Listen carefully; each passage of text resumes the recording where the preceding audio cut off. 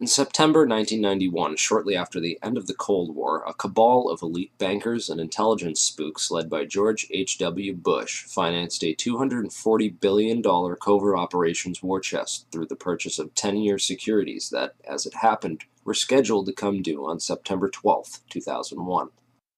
Project Hammer was undoubtedly used for a wide variety of illicit intelligence operations, but mainly it was used to finance a covert economic operation against the collapsing Soviet Union, whereby unknown Western investors bought up much of the Soviet industry with a focus on oil and gas, crashing the Russian economy, looting its central bank, orchestrating what became known as the Great Ruble Scam, and a wide variety of other clandestine, state-assisted operations designed to thoroughly prevent Russia from ever contesting the U.S. as a world superpower, while in the process lining the pockets of these economic hitmen who swooped in to devour the collapsing Russian economy after the fall of the Soviet Union.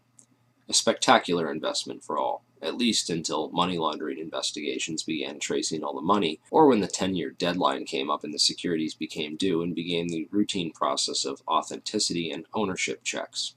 Evidence shows that several federal and private investigations had already stumbled upon the Hammer Fund and were compiling evidence on it up until the 9/11 attacks.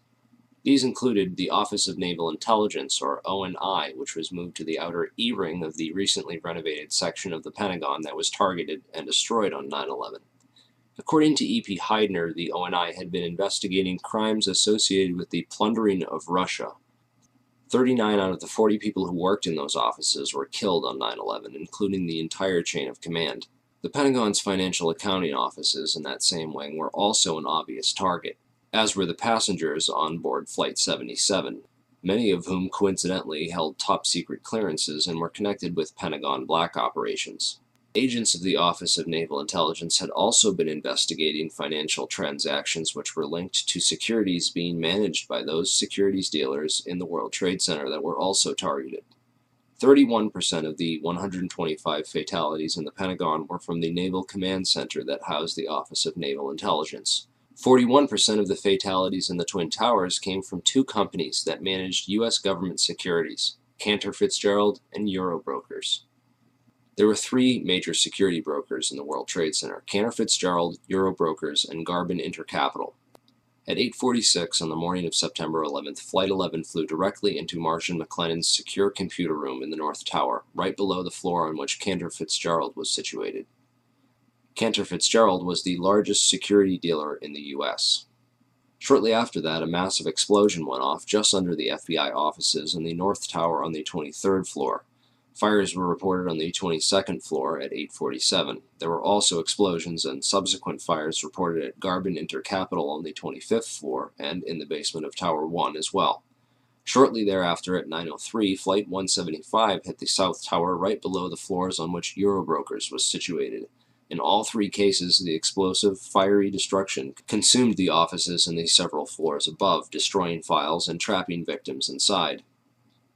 In the midst of all this, Building 6 was destroyed by an explosion that took place before either tower fell.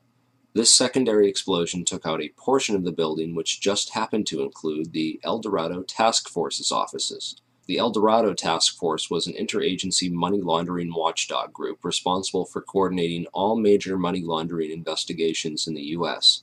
In the immediate aftermath of September 11th, these groups would be redirected to investigate terrorist financing. Building 6 was located directly between the North Tower and World Trade Center Building 7. While large portions of World Trade Center 6 were gutted by explosions and later by falling debris from the North Tower, the building itself did not suffer a global symmetric collapse at near freefall acceleration as did Buildings 1, 2, and 7. FEMA photographer and 9/11 whistleblower Kurt Sonnenfeld took some interesting pictures of the U.S. Customs vault in the basement of World Trade Center 6, which was found completely empty and left with the door wide open. All of its contents appear to have been looted during the attacks. There is also evidence that gold was being looted from the vaults beneath World Trade Center 4. There were several early reports of a 10-wheel truck packed with stolen bullion caught fleeing World Trade Center 5 when the vehicle had become stuck on a collapsed ceiling brace, forcing the driver to flee the scene. Many researchers have stumbled across one or two of these anomalies from time to time: the empty vaults, the secondary explosions, the fireproofing upgrades on the exact floors coinciding with failure and impact in the towers, the suspicious power downs and evacuation drills, the World Trade Center tenants and security firms like AIG, Marsh & McLennan, and Kroll, and their close ties with the intelligence community, etc., etc. These anomalies are not unrelated, but nevertheless became lost inside the chaos of that September morn, the aftermath, and subsequent cover-ups. Okay, so what does all this mean? Overall, a critical mass of brokers from the major government security brokerages in the Twin Towers had to be eliminated to create chaos in the government securities market.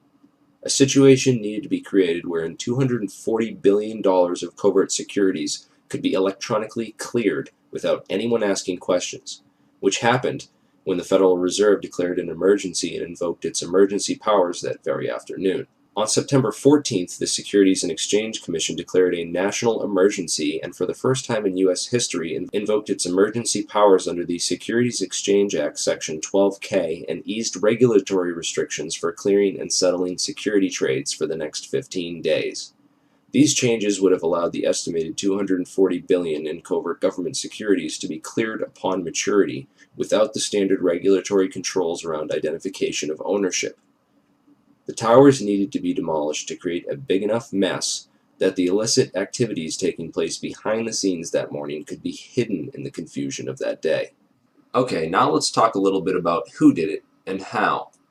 9/11 whistleblower Richard Andrew Grove was a software salesperson for a company called Silverstream. Silverstream's technology was on the cutting edge of Internet solutions, offering software to web-enable the critical business functions of Fortune 500 companies, basically integrating and making available on the web the disparate legacy applications and mainframes while simultaneously streamlining workflow and traditional paper processes, with an end result being a lower cost of operation and more efficient transactions.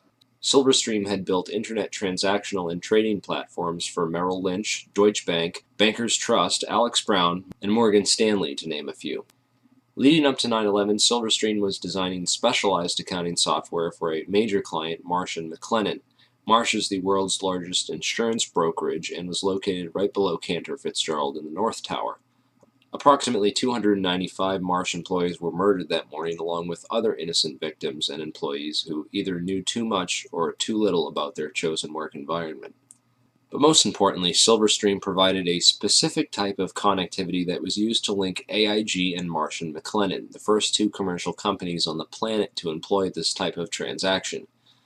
What then were Marsh and AIG doing, and why did they need to leverage technologies that no other commercial entity on the face of the earth needed to use to conduct business? The recovered hard drives from the World Trade Center, combined with Richard Grove's testimony, give us some intriguing clues. Grove discovered that Silverstream was overbilling Marsh to the tune of $7 million extra for fictitious and unneeded hardware. He also became aware of an exploitable flaw in the accounting software that had been sold to a variety of Marsh's clients and partners. When he brought this up to his superiors at Silverstream and others at Marsh, he was told to keep quiet and not to worry about it. But other friends of his at Marsh were also getting concerned and began documenting what was going on and raising concerns within the company. At last, they were finally granted a hearing with one of Marsh's high-ranking executives and were told to bring all their evidence to a hearing scheduled for 8:30 a.m. on September 11, 2001, on the 93rd floor. The high-ranking member of Marsh, who Grove did not name, would participate via teleconference from the safety of his home, while Marsh employees and potential whistleblowers, Gary Lasko, Catherine Lee, Ken Rice, Richard Breuhardt, and John Oltzhofer, would die in the meeting room in the North Tower with all their evidence when American Airlines Flight 11 would impact that very section of the building. Richard Grove fortunately got stuck in traffic that morning and didn't make it. Computer hard drives recovered from the World Trade Center show a spike in suspicious transfers that took place within the World Trade Center as the 9/11 attacks were unfolding. Richard Grove is convinced that these suspicious money transfers were performed electronically using Silverstream software, and that the overbilling of Marsh was hush money for the operations. It would certainly have helped clear up that $240 billion in securities and make it look like any of those companies might have done it. The recovered hard drives and financial transactions from 9/11 all show clear evidence that something was going on that morning. Marsh's CEO at the time was Jeffrey Greenberg, the son of Maurice Greenberg of AIG. Most insurance companies were hurting badly in late 2001 after $40 billion in insurance settlements had been paid out for the devastation caused by the 9/11 attacks. Yet one insurance company did not suffer quite the same losses as the other companies did. American International Group, or AIG as it turns out, is much more than an insurance company. With its long ties to the intelligence community, AIG was founded by OSS operative Cornelius V. Starr, 2 R's, the uncle of Clinton's friend Kenneth Starr. AIG currently operates a complex network of shell companies and other entities which operate internationally and have been used for clandestine intelligence gathering and other covert activities for decades.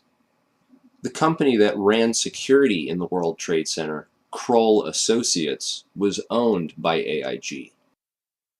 The CEO of AIG on 9/11 was a guy named Morris Greenberg, who was actually nominated for the position of Director of Central Intelligence after he authored a report for the Council on Foreign Relations, of which he's a high-ranking member, where he advocated that FBI and Drug Enforcement Agency agents operating abroad should not be allowed to act independently of either the ambassador or the CIA, lest pursuit of evidence or individuals for prosecution cause major foreign policy problems or complicate ongoing intelligence and diplomatic activities. Of course, this type of policy is essentially a continuation of things like Executive Order 12333 and the CIA-assisted Contra cocaine trafficking that went on as an immediate result. These backdoor agreements open the floodgates for government drug money laundering and narco-trafficking.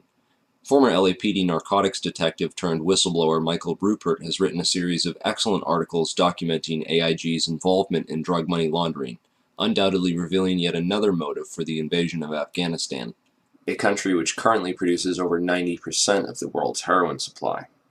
Drugs are arguably the most profitable commodity on the entire international market, and drug money was undoubtedly a motive behind the invasion of Afghanistan and consequently the 9/11 attacks.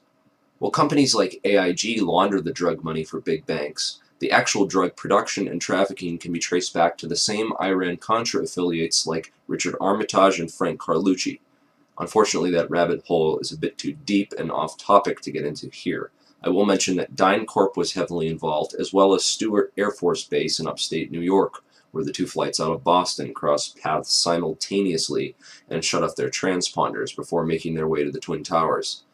Many researchers believe that the MENA operation was moved to Stewart Air Force Base after Barry Seal got whacked. Richard Armitage was the Deputy Secretary of State on 9/11, and according to whistleblower Michael Springman, he was the man responsible for granting visas to 15 out of 19 of the 9/11 hijackers, allowing them to enter the U.S. and pursue flight training. Frank Carlucci is the chairman of the Carlyle Group and was in Washington, D.C. on 9/11, having just met with George H.W. Bush and the brother of Osama bin Laden on Carlyle Group business. Frank Carlucci was also the chairman of BDM International, a company that served as a front for State Department black operations. Frank Carlucci's employees at BDM International left to take charge of Stratesec, the World Trade Center and airport security firm. Corporate Operating Officer Barry W. McDaniel, an ex-military expert in logistics and materials distribution, and CEO Wirt Dexter Walker III, who is a distant Bush cousin from the Herbert Walker line, with an extensive history of managing CIA front companies. Marvin Bush, the president's brother, was also a board member at Stratesec, although Stratesec maintained contracts for security upgrades which were set to expire on September 11, 2001. They were not the company officially charged with World Trade Center security. This role was assigned to a risk management firm called Kroll Associates. Kroll's chairman, Jerome Hauer, was a longtime personal friend of ex-FBI counterterrorism expert John O'Neill and was responsible for O'Neill's appointment as head of security for the World Trade Center just a few days prior to the 9/11 attacks. O'Neill was the world's leading expert on Osama bin Laden and al-Qaeda and was a potential 9/11 whistleblower with hard evidence of White House complicity in the protection and shielding of the 9/11 hijackers from all means of federal investigation. Al-Qaeda hijacking suspects were flagged by the Able Danger terrorist tracking program, which was also shut down by the White House. Able Danger whistleblower Anthony Schaefer claims the U.S. government destroyed over 6 terabytes of data related to Able Danger, which he also claims identified 9/11 ringleader Mohammed Atta as early as February of 2000. Those atop the chain of command in the White House, military, and intelligence establishment deliberately ignored all the warning signs of an impending attack, a clever strategy of plausible deniability which also served to portray those in charge as incompetent rather than complicit. In every major head throughout the chain of command on 9/11, from NORAD to the military, we see a repeated theme of complicity through negligence or incompetence. After 9/11, failure and incompetence was rewarded, and whistleblowers were silenced. Combined with the fact that 6 corporations control 90% of the media, and CIA operations like Mockingbird admit to taking over and subverting our US media, we can understand how such a big lie could have been kept from the American public for so long. But if you stop and take the time to do your research, you'll find all the evidence is there, hidden beneath a mountain of disinfo and lies. It's been 10 years since 9/11 happened, and we are left with hundreds, if not thousands, of unanswered questions about the 9/11 attacks. A transparently fraudulent 9/11 Commission report, which purposely failed to even mention the collapse of World Trade Center 7, and a host of ridiculous, so-called debunking websites, forums, and other literature, which have done absolutely nothing over the past 10 years to debunk anything other than cleverly selected strawman arguments, and have failed to stem the constant flow of new 9/11 information, which researchers have been uncovering and bringing out to the public. Instead, they continue to label truth seekers, including family members of people who died on 9/11, as conspiracy theorists, and devise clever propaganda designed to prevent the general public from looking any further into the evidence or the actual claims of the so-called conspiracy theorists. In this video, we will take a deeper look into the so-called investigations, which have provided us with the official story, and why they deserve a more thorough examination.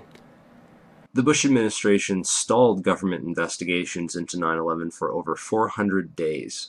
A week after 9/11, letters containing anthrax spores were mailed to several news media offices and 2 senators who were perhaps a bit too vocal about opening an official investigation into 9/11.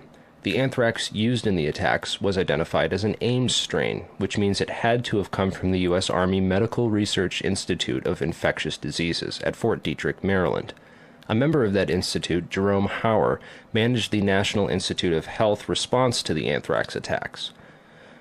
Coincidentally, Hauer also warned the White House to start taking Cipro, an antibiotic which is effective against anthrax, a week before the attacks. Jerome Hauer also happened to be a managing director at Kroll Associates, which ran security at the World Trade Center up until the weekend before 9/11, when that role was personally handed off by Hauer to FBI agent John O'Neill, who would later die in the attacks, drawing strong suspicion that he was set up due to his knowledge of Al-Qaeda and the 9/11 hijackers, whom he was blocked from investigating while he was working at the FBI. In January 2002, President Bush personally asked Senate Majority Leader Tom Daschle to limit the congressional investigation into the events of September 11th. The Bush administration only formed the 9/11 Commission after being prodded by the victims' families, who lobbied Congress for over a year to open the investigations. When the Bush administration finally did open a 9/11 investigation, it was described by some members as set up to fail. The President has said only a minority of the Commission can see a minority of the documents, and then they have to clear what they're going to say to the rest of the Commission with the White House. If you're one of those 4 that gets to see these documents, would that change your opinion? No. They don't want any more eyeballs to see their documents than they can possibly get away with. It's a scam. It's absolutely disgusting. They even attempted to appoint Henry Kissinger, a known cover-up mastermind, as head commissioner. He resigned after victims' family members asked him sensitive questions about his connections to the bin Laden family and the Carlyle Group. Philip Zelikow wrote the conclusions for the report before the investigation ever began, and even then any areas which did not support the official story were neither mentioned nor investigated by the 9/11 Commission. 6 out of 10 members of that commission have discussed on record how the government lied about the official story, and 70% of the questions posed by the victims' families were never answered or officially investigated. It's important to look at what happened to the evidence from 9/11. The day of 9/11, most of the FBI was in Monterey, California on an agency retreat. Let's go to our State Department correspondent, Andrea Mitchell. Andrea, what can you tell us? Well, this from the FBI. The State Department has been evacuated. There was a meeting going on in the Operations Center. Other top officials were in the Situation Room at the White House. Colin Powell is in Bogota, Colombia, on a 2-day trip. But this very interesting information, Katie, Matt, and Tom, from the FBI, they had been operating a massive exercise from their hostage rescue unit All of their top teams, about 50 personnel, helicopters, equipment, were in Monterey, California for the last 2 days, scheduled to fly back today commercially. So all of those people are out of place. It's fair to say, according to sources that we've talked to here at NBC, that the FBI rescue operations and other FBI operations are really in chaos right now because they can't reach their officials in New York. All of their phone lines are down, and now you've got all of their special experts on this stuck in Monterey, California, trying to get a military flight back because there are no longer commercial flights. So they are seriously out of pocket, and there is a real breakdown of the FBI anti-terror coordination team, which is, of course, the principal team that would lead any effort and was so effective under Jim Kallstrom in New York City during the World Trade Center bombing and the TWA explosion, which, of course, turned out not to be terror. Andrea, is the State Department... This was essential for keeping the more experienced and honest members of the agency as far away from the crime scene as possible, while other agency insiders could be assigned to the investigations before their counterparts returned. Federal authorities such as FEMA and the CIA took immediate control over the crime scene and began whisking away evidence that very same night. Turner Construction, one of the primary contractors at Ground Zero, occupied the 38th floor of the North Tower and was involved in performing the fireproofing upgrades inside the towers. It has been noted that these upgrades were completed in the 3 years before 9/11 on floors that match up almost identically to the floors of impact and failure on 9/11. Once the cleanup was fully coordinated, the operations were consolidated under the control of two primary contractors, AMEC Construction Management and Bovis Lend-Lease. These are the two companies that were originally assigned to the areas of Ground Zero that included the North Tower, AMEC, and the South Tower, Bovis. A truly surprising fact is that at the time of the attacks on 9/11, AMEC had just completed a $258 million refurbishment of Wedge 1 of the Pentagon, which is exactly where American Airlines Flight 77 impacted that building. Arguments over the size of the hole of the Pentagon and whether it was a plane or a missile are, in my opinion, a convenient distraction from the much bigger picture of why that section of the building was targeted and by whom. On September 10, 2001, Secretary of Defense Donald Rumsfeld announced that $2.3 trillion in unadjusted funds were missing from the Pentagon budget. The very next day, the offices whose responsibility it was for tracking that money down were destroyed when American Airlines Flight 77 impacted that very section of the building. The only off-site backup for the Pentagon's black budget financial records was a secure federal office building in the World Trade Center complex. Strangely, it too was destroyed on 9/11. World Trade Center 7 was the largest CIA headquarters outside of Langley, Virginia, and housed offices involved in several large-scale federal investigations into massive stock market and accounting fraud. Not surprisingly, World Trade Center 7 was the first to be cleaned up and the evidence destroyed at Ground Zero. So if the Twin Towers and Building 7 were brought down in a controlled demolition, and the scientific evidence points to nanothermite, then who could have produced this and who could have put it in the buildings and how did they get it there? In the impact zone of the North Tower was a company called Marsh & McLennan, which at the time was the world's largest insurance brokerage company. One of Marsh's executives was a guy named L. Paul Bremer, who was also the chairman of the Congressional National Commission on Terrorism from 1999 to 2000, and the U.S. ambassador at large for counterterrorism from 1986 to 1989. Instead of going to work on the day of 9/11 and dying inside the towers with hundreds of his employees, Bremer decided to go on MSNBC and tell the world that Osama bin Laden was behind the attacks and possibly Iraq and Iran, and then he demanded the most severe military response we can come up with. L. Paul Bremer was called away from Marsh in 2003 to become the Iraq occupation governor, a role he has been widely criticized for. So Bremer not only worked inside the buildings, but had offices directly in the impact zone of the South Tower where Flight 175 would hit. He missed work on 9/11 to give us the official story on national television, and went on to be the Iraq occupation governor. You really can't get more connected to 9/11 than that. Oh wait, you can, sorry. I forgot to mention that Bremer was also the former manager for Kissinger Associates. He was a member of the board for Akzo Nobel, the parent of International Paint Company, which produced a fireproofing application for skyscrapers called Interchar. Bremer was also on the International Advisory Board for the Japanese mining and machinery company Komatsu, which at the time had been involved in a joint venture agreement with Dresser Industries, the oil services intelligence front where Prescott Bush Sr. and George H.W. Bush got their start with Neil Mallon. Anyway, the Komatsu Dresser mining division operated from 1988 to 1998 1997, and in July 1996 it patented a nanothermite demolition device that could, quote, demolish a concrete structure at high efficiency while preventing a secondary problem due to noise, flying chips and dust, and the like. As many of you know, residues of thermite, a highly energetic chemical mixture, have been confirmed in samples of World Trade Center dust, and the use of thermite at the World Trade Center was also revealed by environmental data. See the description for more links and sources. Scientific Applications International Corporation, a defense contractor with expertise in thermite-related technologies, played a large part in the NIST World Trade Center investigation. A few other names and companies inside the Twin Towers also worthy of further investigation include Craig Stapleton, who is married to Bush's cousin Dorothy Walker Bush. Stapleton was the president of Marsh Real Estate Advisors from 1982 to 2001. He was a member of the board of directors for Cendant, that was charged with massive accounting fraud in 1998, and went on to join Winston Partners, a privately owned investment firm founded in 1993 and led by George W. Bush's brother Marvin.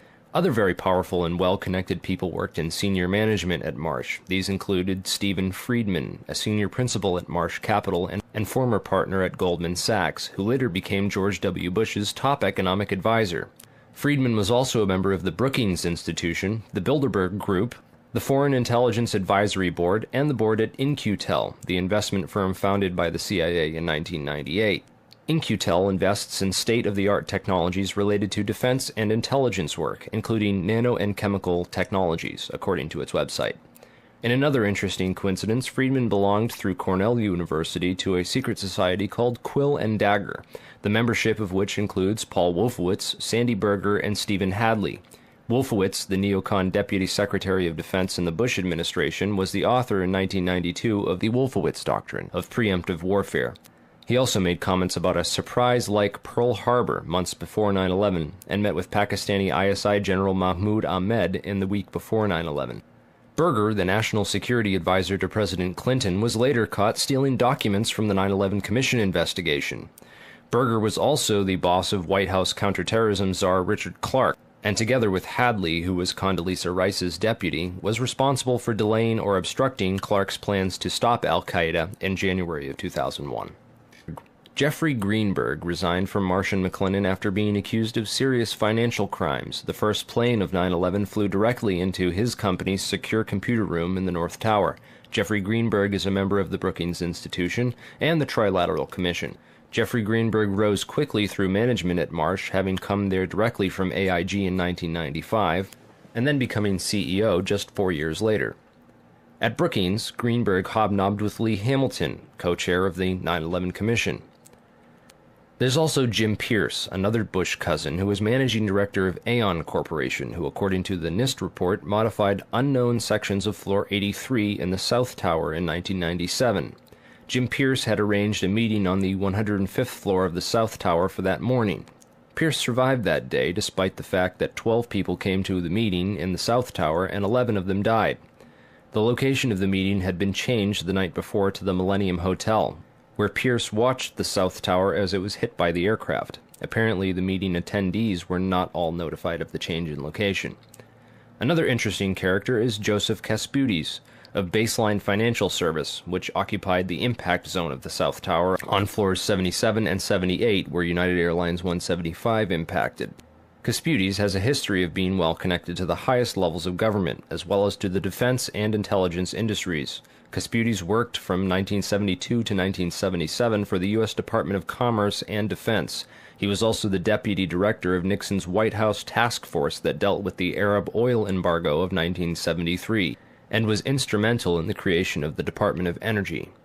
Kasputis went on to run a large corporation called Primark that had offices in both towers on 9/11. One of the subsidiaries of Primark, the Analytical Sciences Corporation, TASC, worked with so-called black or top-secret programs. TASC also worked closely with the National Institute of Standards and Technology. Kasputis was also a member of the Logistics Management Institute, LMI, whose members included Paul Kaminsky of In-Q-Tel and General Dynamics, Charles DiBona of Halliburton, Skull and Bones member Joseph Samuel Nye, and Michael Daniels of Scientific Applications International Corporation. LMI's self-proclaimed role is advancing the science of government. Casputi's connections to the DOE from 1977 through at least 1997 are interesting, considering that the DOE was developing thermite ignition devices as early as 1983. Joseph Casputi's went on to become the CEO of Baseline Financial Services, which was directly in the impact zone on the 78th floor of the South Tower. According to NIST, Casputi's Baseline Financial modified the southeast corner of Floor 78 in 1999, exactly where the aircraft hit on 9/11.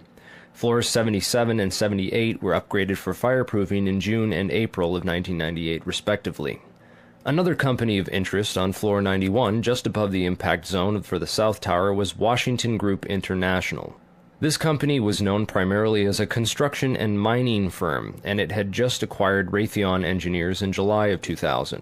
In 1996, Washington took over Morrison Knudsen, an engineering and construction firm that had a history of working on large-scale projects around the world, including in China, Iran, Afghanistan, and Saudi Arabia. The Army Corps of Engineers hired Morrison Knudsen to demolish over 200 buildings in 1995.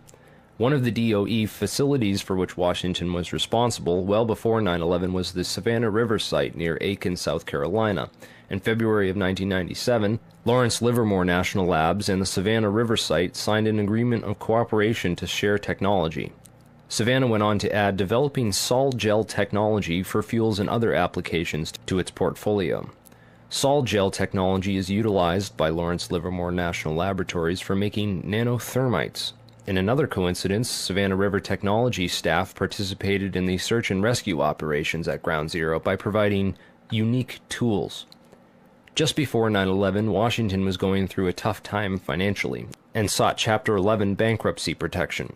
Securities and Exchange Commission documents show that Washington made court-ordered pre-petition payments as part of these proceedings to a number of companies, including Komatsu. Washington also made payments to Greenhorn and Omara, whose employee, Teresa McAllister, was a lead author of the FEMA and NIST reports on the World Trade Center disaster, and to Sumitomo Bank, which was closely allied with Komatsu.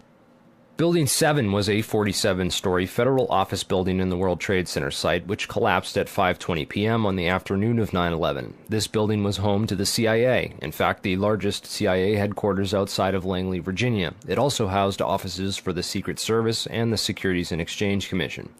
One of the most interesting tenants, however, was then Mayor Giuliani's Office of Emergency Management and its Emergency Command Center on the 23rd floor. This floor received $15 million worth of renovations, including independent and secure air and water supplies, and bullet and bomb-resistant windows designed to withstand 200-mile-per-hour winds. Mayor Giuliani was a former U.S. prosecutor for the South District of New York from 1983 to 1989, who was in charge of investigating the terrorist financing Bank of Credit and Commerce International.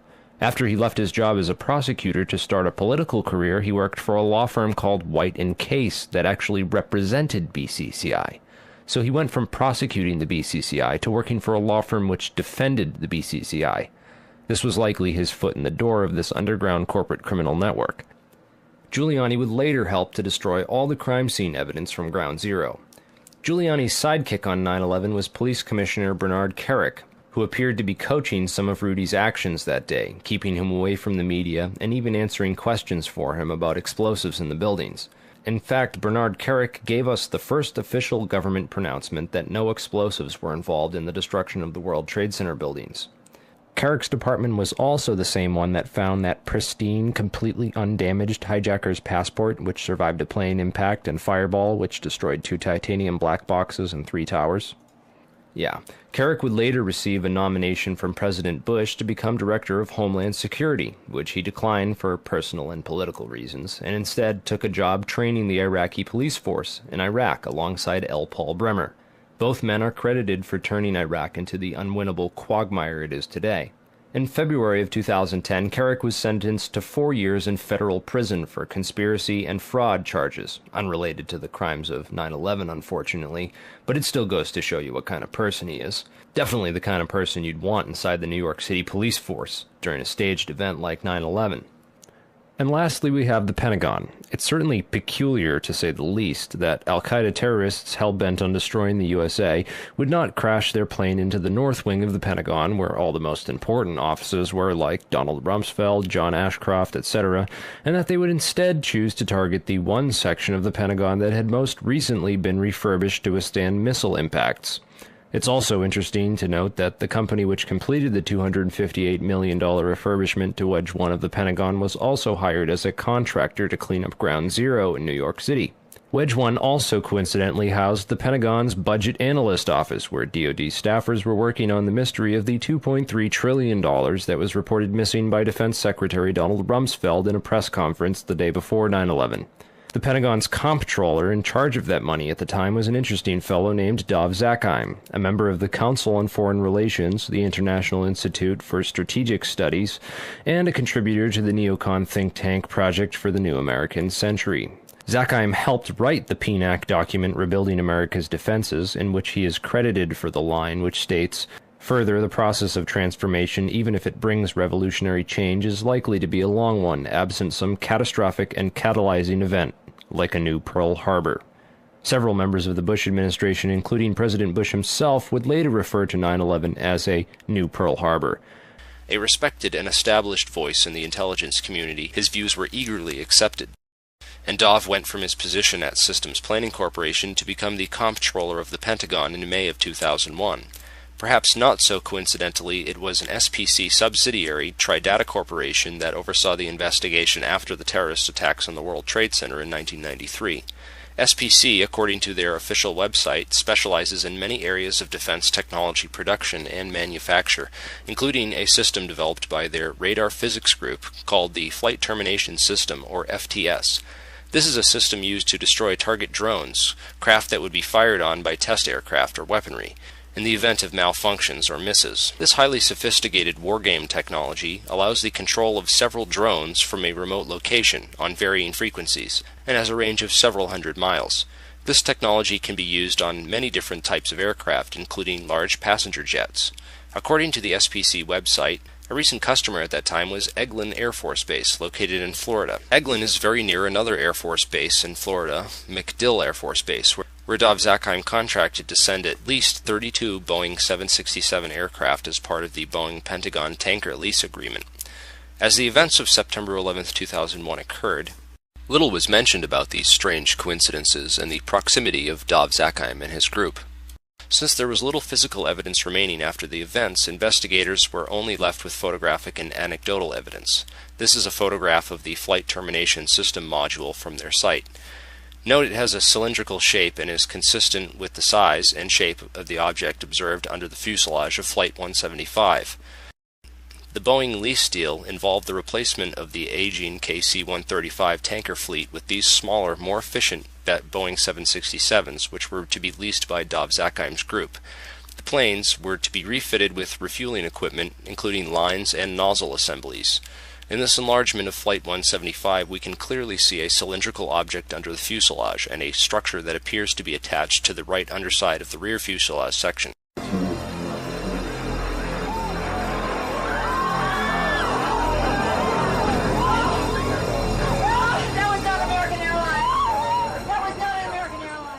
When seen in comparison, it is obvious that the plane approaching the Trade Center has both these structures, the FTS module, and the mid-air refueling equipment, as configured on the modified Boeing 767 tankers. Of particular interest is the long tube-like anomalous structure under the rear fuselage area of 175. This structure runs along the right rear bottom of the plane.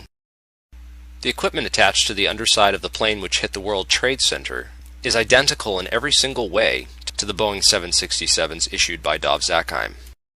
Whoa, whoa, whoa. Bring it back. The video you're watching now came from Loose Change First Edition.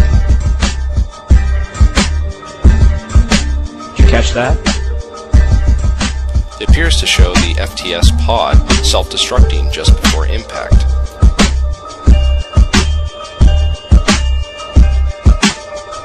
Also, notice that the flash is reflected in the fuselage of the plane. The flash is also present in footage taken by Evan Fairbanks, Jennifer Spell, CNN.